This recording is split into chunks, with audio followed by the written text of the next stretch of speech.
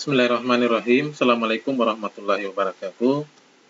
Alhamdulillahirrahmanirrahim. Wassalatu wassalamu ala rasulillah. Wala hawla wala quwata illa billah, amma ba'd. Alhamdulillahirrahmanirrahim. Pada kesempatan kali ini kita masih diberikan kesehatan dan kesempatan untuk kembali melanjutkan materi kita untuk mata kuliah penelitian kualitatif dan kuantitatif. Dan alhamdulillah pada kesempatan hari ini kita sudah masuk pada materi metode penelitian kuantitatif. Jadi mulai dari pertemuan hari ini dan seterusnya, insya Allah saya akan jelaskan tentang penelitian kuantitatif. Pada kesempatan hari ini saya akan coba menjelaskan 3 hal penting di dalam penelitian kuantitatif yang menjadi bagian mendasar, bagian awal yang akan saya jelaskan di dalam penelitian kuantitatif. Yang pertama adalah tentang apa sih itu penelitian, bagaimana gambaran penelitian kuantitatif. Apa sih penelitian kuantitatif definisinya? Walaupun sebetulnya di pertemuan pertama dan kedua, saya sudah memberikan gambaran tentang penelitian kuantitatif. Kemudian, apa saja jenis-jenis penelitian kuantitatif? Kalau di penelitian kualitatif ada beberapa model penelitian kuantitatif, kalau di dalam penelitian kuantitatif ada beberapa jenis penelitian kuantitatif. Kemudian bagaimana meneliti kuantitatif? Tahapan-tahapannya itu dari mana saja sampai kemana? Jadi akan saya jelaskan 3 hal penting di dalam penelitian kuantitatif sebagai pertemuan materi awal di dalam penelitian kuantitatif. Baik, yang pertama, jika kita berbicara penelitian kuantitatif, bahwa penelitian kuantitatif ini adalah merupakan penelitian yang menggunakan pendekatan filsafat yang menolak unsur metafisik dan teologik dari realitas sosial. Jadi penelitian-penelitian yang menolak hal-hal yang tidak dapat diraba. Jadi metafisik ini sesuatu yang tidak ada, sesuatu yang tidak nampak, sesuatu yang tidak kelihatan. Nah, penelitian kuantitatif itu menolak filsafat yang menolak unsur-unsur sifatnya metafisik yang tidak dapat dilihat. Kenapa? Karena penelitian kuantitatif merupakan penelitian yang mencoba melihat sesuatu yang tampak, yang jelas, yang kelihatan. Sesuatu yang bisa dapat diukur, lihat perkembangannya. Nah, sehingga secara epistemologis dalam penelitian kuantitatif ini itu diterima suatu paradigma bahwa sumber pengetahuan paling utama adalah fakta. Baik yang sudah terjadi, yang sudah pernah terjadi, dan lebih khusus lagi hal-hal yang dapat ditangkap melalui panca indera. Sesuatu yang sudah terjadi yang kemudian bisa diukur apakah akan ada pengaruh, hubungan dan kaitan perkembangan dan lain sebagainya, yang tentu bisa dilihat melalui panca indera. Penelitian kuantitatif ini sekali lagi adalah penelitian yang bisa diukur, bisa dilihat, bisa diraba ya.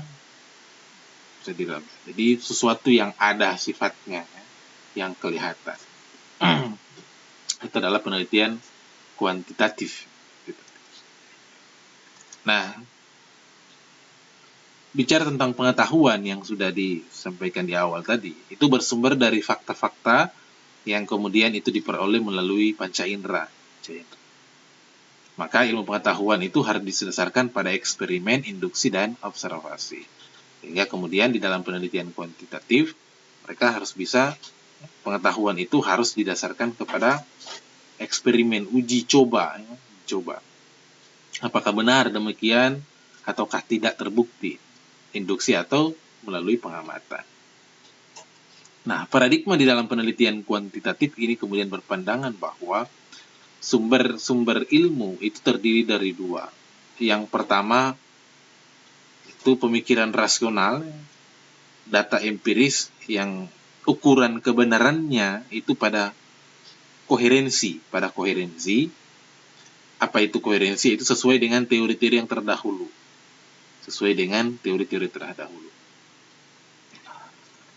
Dan korespondensi, yaitu sesuai dengan kenyataan empiris. Jadi paradigma kuantitatif berpandangan bahwa sumber-sumber atau sumber ilmu itu terdiri dari dua, pemikiran rasional dan data empiris. Ini dua. Jadi sumber ilmu menurut penelitian kuantitatif adalah pemikiran yang rasional dan data yang empiris. Ini pemikiran rasional yang ukuran kebenarannya itu terletak kepada dua hal. Koherensi sesuai dengan teori yang ada terdahulu, atau korespondensi. Korespondensi, bukan korespondensi, korespondensi. Itu sesuai dengan kenyataan-kenyataan yang ada. Nah, penelitian kuantitatif ini berdasarkan sejarahnya memang ini dikembangkan oleh penganut positivisme yang dipelopori oleh Auguste Comte, yang kemudian ini berpendapat bahwa untuk memacu perkembangan ilmu-ilmu sosial, maka metode IPA yang harus diadopsi ke dalam riset-riset ilmu sosial. Nah, dalam penelitian kuantitatif yang menjadi pengukurannya itu terhadap gejala itu yang dapat diamati, sehingga penting kemudian data itu dilakukan menggunakan daftar-daftar yang sifatnya bisa dihitung menggunakan kuesioner yang disusun kemudian pengukurannya berdasarkan variabel yang akan diteliti yang kemudian menghasilkan data kuantitatif. Jadi sifatnya adalah bentuk angka. Nah, sehingga kemudian kita bisa lihat bahwa penelitian kuantitatif itu adalah penelitian ilmiah yang terstruktur, sistematis terhadap bagian-bagian dan fenomena serta hubungan-hubungannya.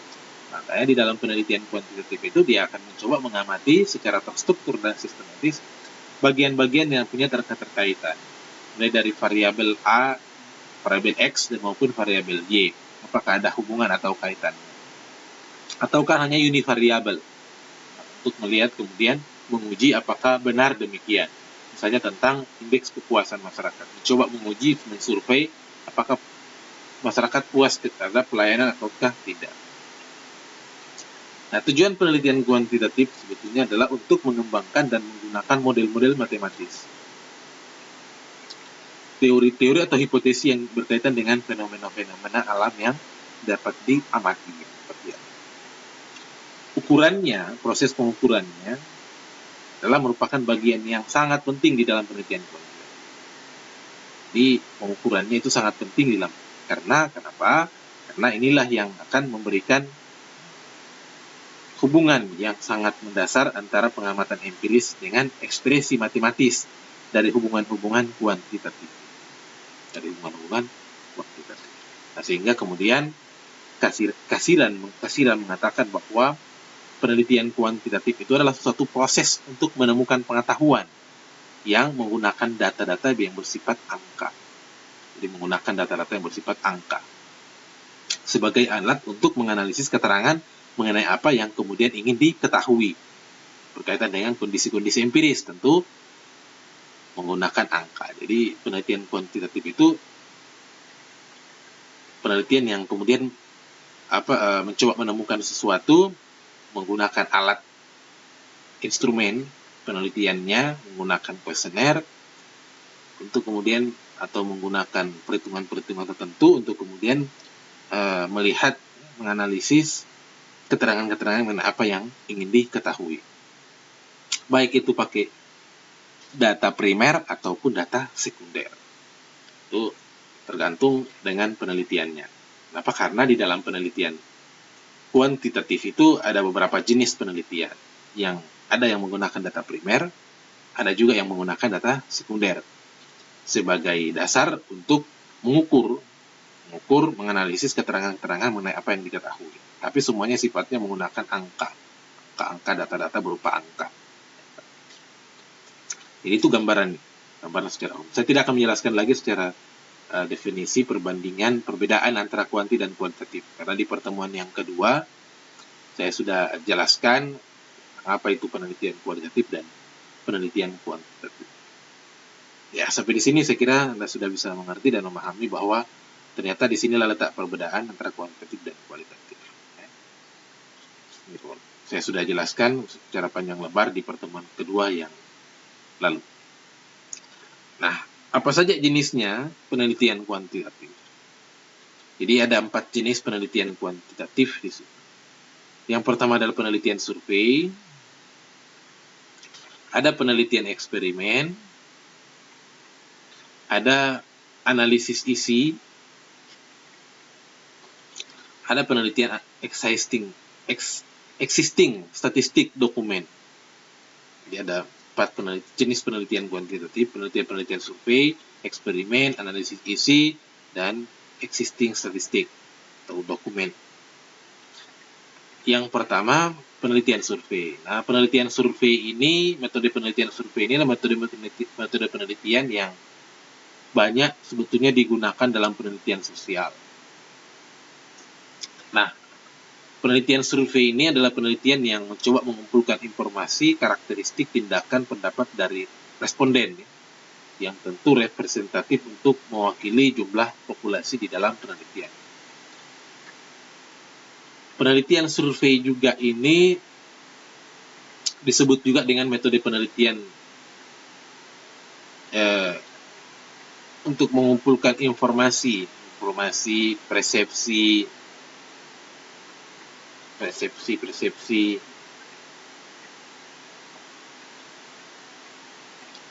Ada juga yang mengatakan bahwa penelitian ini penelitian yang biasanya dideskripsikan sebagai penelitian ilmiah yang datanya hanya dikumpulkan dari sampel yang telah kemudian dipilih dari populasi. Sehingga memang di sini dikatakan bahwa penelitian ini adalah penelitian yang mengumpulkan informasi tentang persepsi, karakteristik, tindakan, pendapat tentang persepsi dari kelompok responden dari orang-orang yang dipilih, yang dianggap tepat untuk bisa mewakili populasi. Nah, sehingga biasanya penelitian survei ini digunakan sebagai salah satu alat untuk pengukuran yang paling penting banyak diterapkan dalam penelitian sosial. Di penelitian yang mencoba untuk melihat, mensurvei dengan menggunakan kuesioner sebagai alat pengumpul datanya. Jadi menggunakan kuesioner sebagai alat pengumpul datanya. Nah, atau menggunakan tes, uji, yang pasti tentang kuesioner. Seperti apa contohnya, saya coba perlihatkan kepada Anda. Penelitian survei. Nah, ini termasuk penelitian survei. Analisis kepuasan masyarakat terhadap pelayanan publik berdasarkan indeks kepuasan masyarakat di kantor Kecamatan Mungkit, Kabupaten Magelang. Ini salah satu penelitian survei yang kemudian mensurvei untuk melihat sejauh mana kepuasan masyarakat terhadap pelayanan. Di PISIP nanti kan sudah banyak yang melakukan penelitian survei seperti ini. Jadi penelitiannya untuk mengetahui pelayanan kantor kecamatan yang diukur berdasarkan indeks kepuasan masyarakat. Apakah masyarakat kemudian puas atau tidak dengan pelayanan? Nah, itu adalah penelitian survei.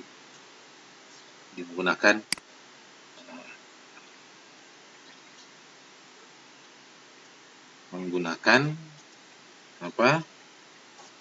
kuesioner untuk mengukur.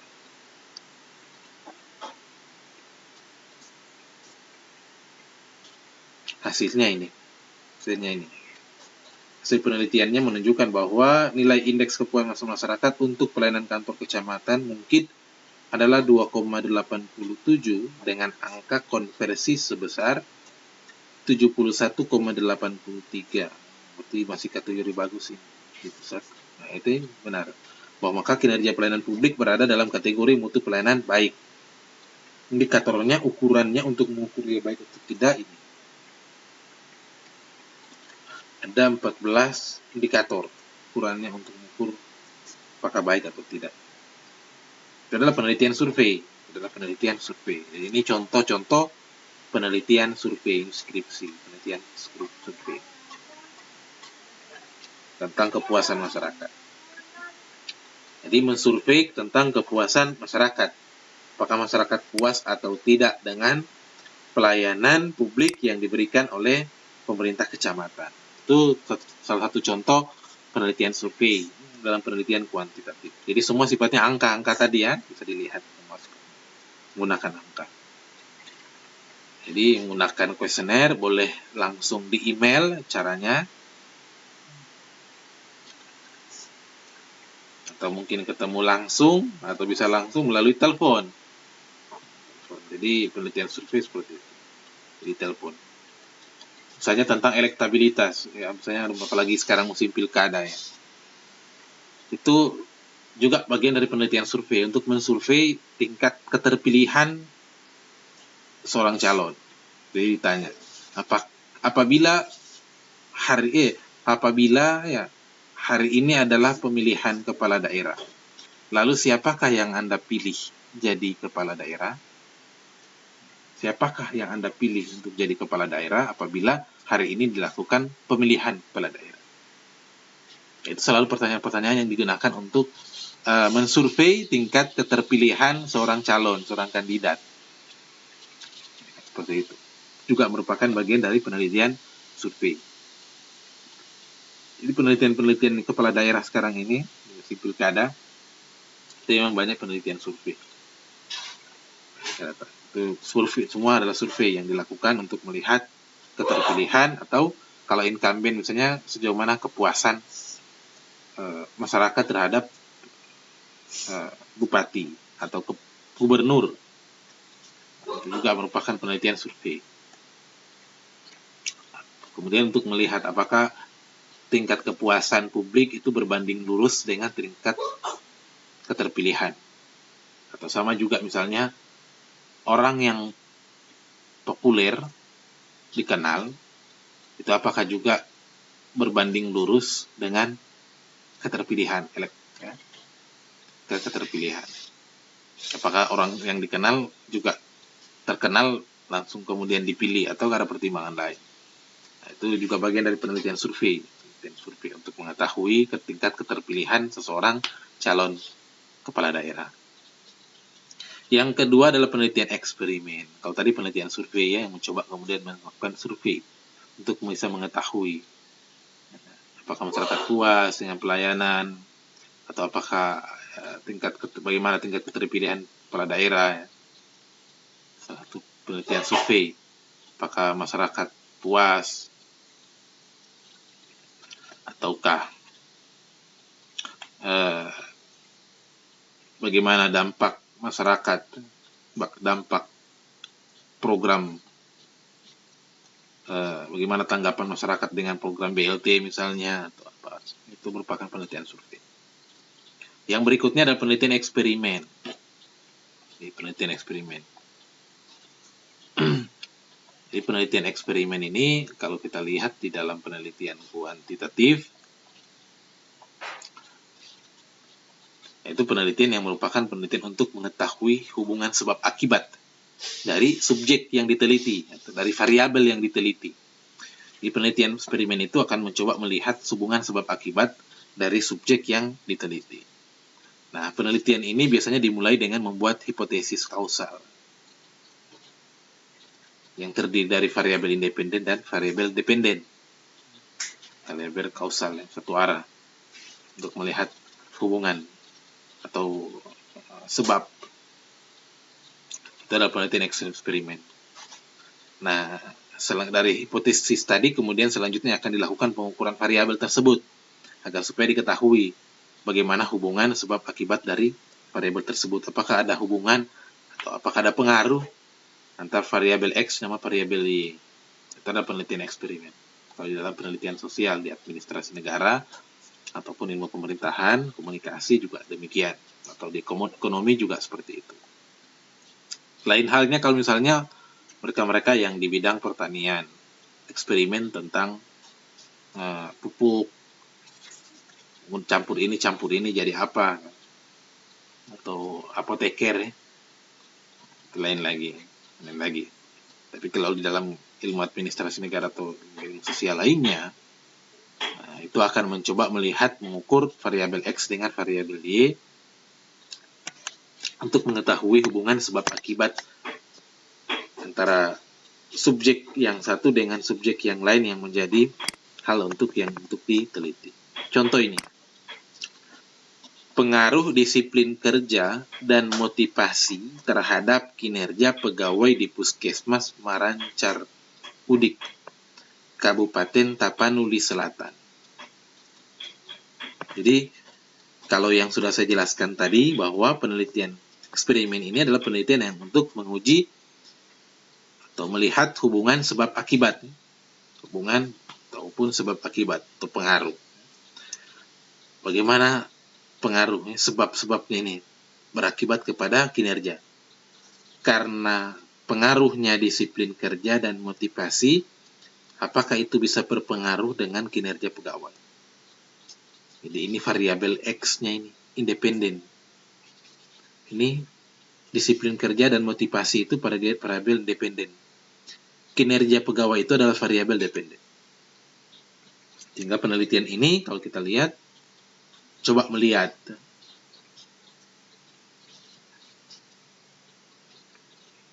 kuantitatif, menggunakan angket, respondennya 45 orang. Nah, ini alat uji-ujinya ya. Uji validitas ini nanti di analisis data ini. Nah, berdasarkan, ini menggunakan SPSS ya. Sehingga nanti kalau Anda tertarik seperti ini, menguji sebab akibat eksperimen, saya sarankan Anda coba dalami analisis data kuantitatif. Sekarang ini menggunakan SPSS sudah banyak, atau menggunakan SEM dan lain sebagainya. Sekira nanti Anda pelajari secara lebih jelas. Nah, akan diuji ini hipotesisnya nih. Jadi setelah dilakukan pengukuran hasil penelitian secara parsial, dinyatakan bahwa disiplin memiliki T hitung lebih dari tabel. Artinya disiplin kerja memiliki pengaruh signifikan terhadap kinerja pegawai. Jadi ternyata disiplin itu memiliki pengaruh yang signifikan terhadap kinerja. Orang disiplin dianggap memiliki kinerja yang bagus.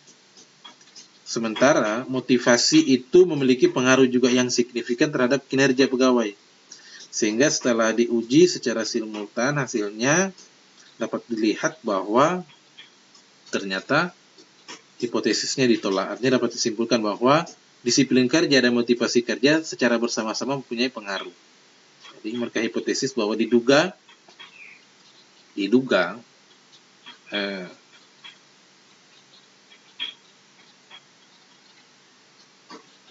bahwa kinerja pegawai itu tidak dipengaruhi kuat dari disiplin maupun motivasi. Ternyata hasilnya disiplin itu dianggap mempengaruhi secara bersama-sama kinerja, motivasi dan disiplin secara bersama-sama mempengaruhi kinerja pegawai.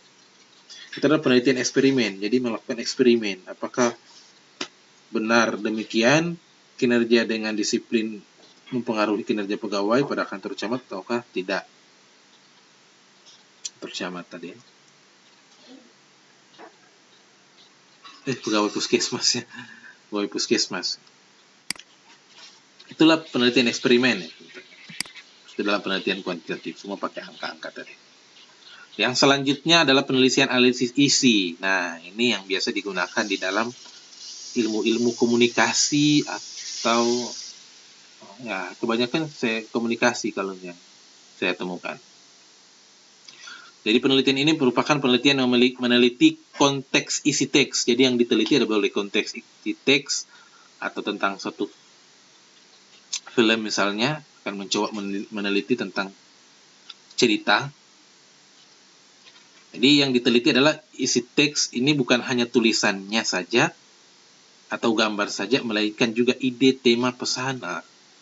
Jadi yang diteliti adalah tentang isinya. Jadi bukan hanya isi saja, bukan tulisannya saja atau bukan gambar saja, yang melainkan adalah ide dari tulisan itu atau dari cerita tadi. Jadi cerita apa sih idenya?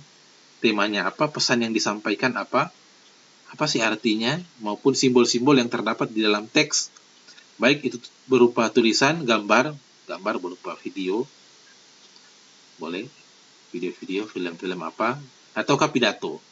Jadi mereka akan mencoba meneliti ini. Ini orang-orang komunikasi. Contohnya kita bisa lihat penelitian-penelitian yang seperti ini. Mana ini? Ini.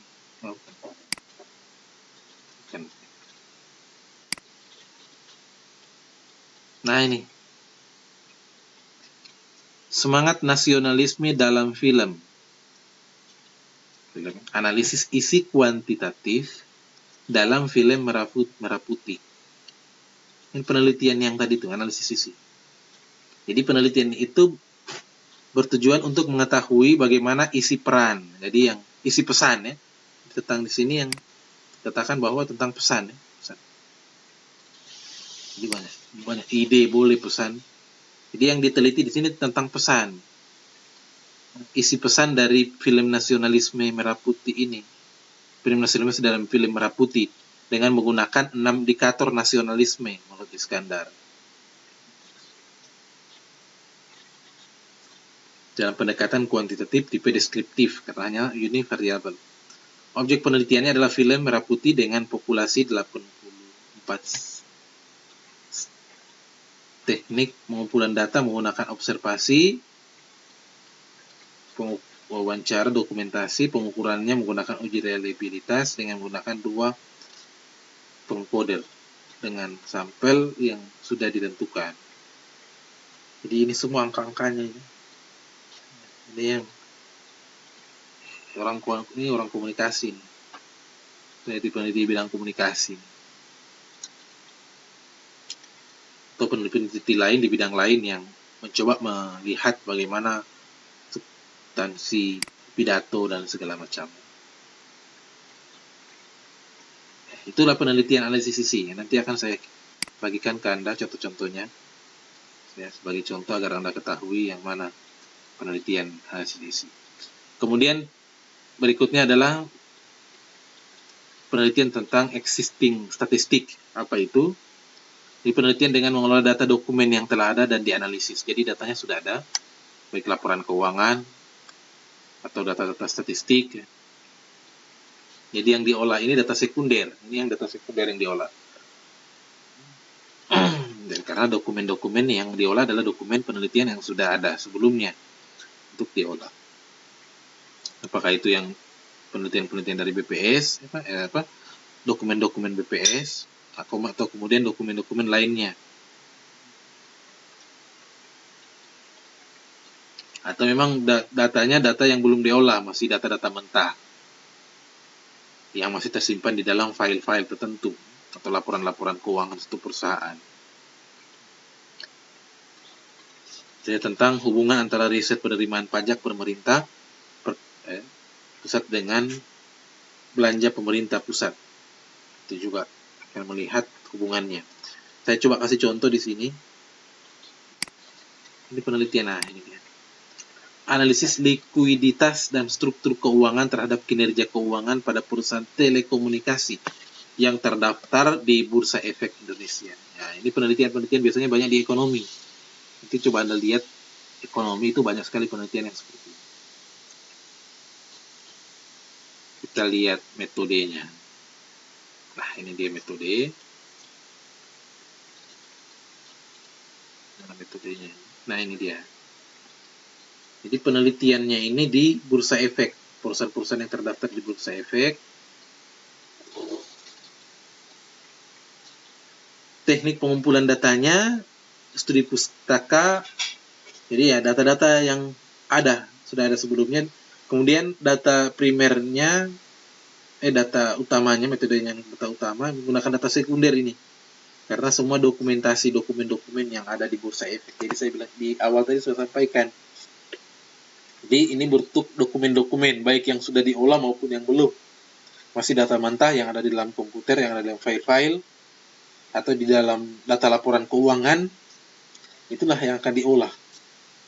Menggunakan statistik deskriptif, hasilnya seperti ini. Ini orang-orang keuangan ini. Inilah penelitian kuantitatif, semua menggunakan angka-angka. Yang dibahas ya angka-angka semua, yang akan ditafsirkan nanti. Ini yang statistik, existing dokumen, existing statistik, mengolah data-data yang sudah ada. Untuk kemudian melihat bagaimana pengaruh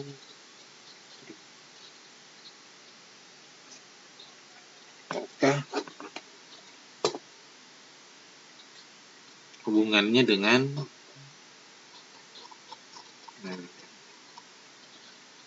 analisis likuiditas dan struktur keuangan terhadap kinerja keuangan. Itu adalah penelitian-penelitian kuantitatif ya. Karena penelitian kuantitatif, maka semua jenis penelitian kuantitatif saya akan paparkan. Kalau yang administrasi negara jarang begini, saya belum pernah temukan. Kebanyakan itu yang eksperimen atau survei ke administrasi negara. Itu ya contohnya. Terakhir, tahapan penelitian kuantitatif. Jadi panjang sekali tahapannya. Pertama adalah menentukan judul penelitian, melalui identifikasi masalah, memilih masalah, kemudian merumuskan masalah. Ini nanti insya Allah akan saya jelaskan secara lebih detail di metode penelitian administrasi nanti. Penelaahan pustaka, kerangka konseptual, hipotesis, menyusun hipotesis, klasifikasi dan definisi operasional, pemilihan instrumen, rancangan penelitian, penentuan sampel, pengumpulan data, analisis data, interpretasi data. Nanti akan saya jelaskan juga analisis datanya di pertemuan-pertemuan berikutnya. Kemudian di interpretasi data hasil, bagaimana hasil data kuantitatif tadi itu diinterpretasikan. Kemudian kesimpulan terakhir laporan penelitian. Itulah tahapan-tahapan di dalam penelitian kuantitatif. Saya kira jelas ya. Kira-kira itu yang dapat saya sampaikan pada kesempatan ini. Silahkan kalau ada yang ingin ditanyakan bisa disampaikan melalui grup yang sudah ada. Saya kira itu. Sekali lagi terima kasih. Mohon maaf apabila ada salah kata. Assalamualaikum warahmatullahi wabarakatuh.